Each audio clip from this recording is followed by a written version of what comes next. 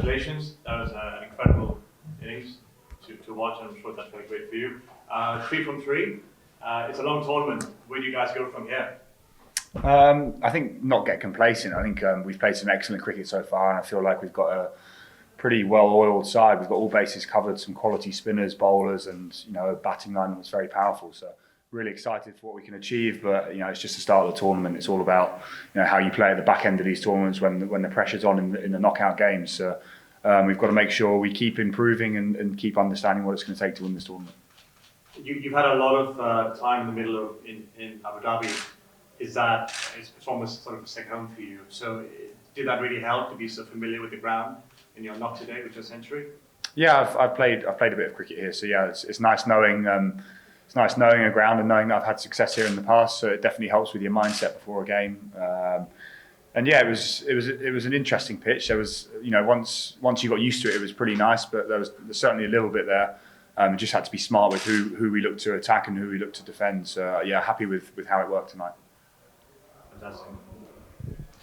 Hello Alex, this is Jamil from Caring Sports. You are the first centurion of International League T20. Congratulations for that. Indeed, there were a quality bowling lineup against. How did you mind such aggressive start? How did you? Thanks. Yeah, it was an amazing feeling to be the first centurion of a new and exciting competition. So thank you.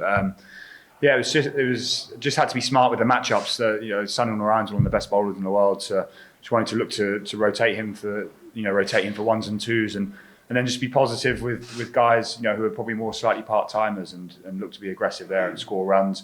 When it came to my area, it was there was a few hacks and a few plinks around and a drop catch. So there was a little bit of luck along the way, but when you're in form, those little things go your way. So just going to keep enjoying riding the wave. The league has been initiated to introduce new players from UAE, encourage the current players. So how they are learning from the international players and stars like you and Andre Russell, the UAE local players, how they are get motivated?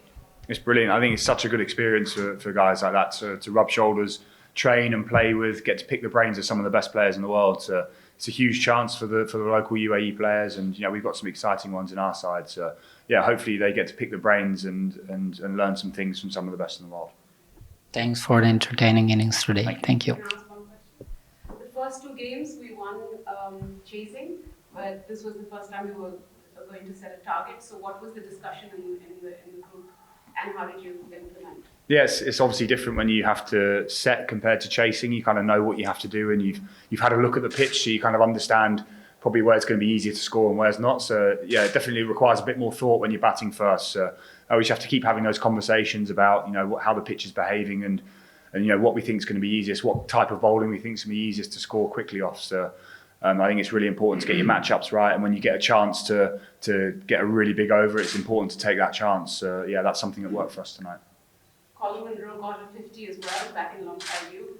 So what was that experience like batting together with him? Very good. Yeah, he's a world-class player. I think he's one of the best batters I've played alongside. Very adaptable and can play in any conditions. So we're lucky to have him as captain, and for him to get up and running in this tournament is going to be really important for us going forward. And how do you rate the bowling performance from the Vipers? Brilliant. Again, we've been 3 from 3 now. We've been outstanding. Seamers are hitting their lengths, getting it to swing and seam early on, which is what it's all about. And then to have someone like Hasaranga and Benny Howe with his tricks in the middle, and some good death options as well. So it feels like a really well-balanced bowling side with all kinds of different options. So yeah, really excited for what they can do this tournament. Just have a last question, Alex. You're obviously spending a lot of time out in the middle. It's a long tournament. How do you manage those fitness levels going into week 2, 3 and 4? Yeah, it's good. It is. The games come thick and fast as well. I think we play again Sunday afternoon, so we've sort of only got a day and a half to recover. So you have to look after the body tonight and tomorrow. I think I'm in the twilight years now, so it's going to be really important to recover. But I think it's a good thing when you're playing well as a team and you're playing well as an individual. I think it's nice when the games come thick and fast. So yeah, I think it's a great space for us to be in as a squad. Looking forward to the next few weeks. Thank you. So just a last question, Alex. You are in such prime form, so talking about the venues, the wickets are completely different from Sharjah to Abu Dhabi and to this venue. So what changes personally you make technically to play on these 3 different wickets? Yeah, they do vary quite a lot. I've not been to Sharjah yet. I mean, I've played there in the past. It's obviously usually a little bit lower there, so probably need to target the side screen and straighter a lot more.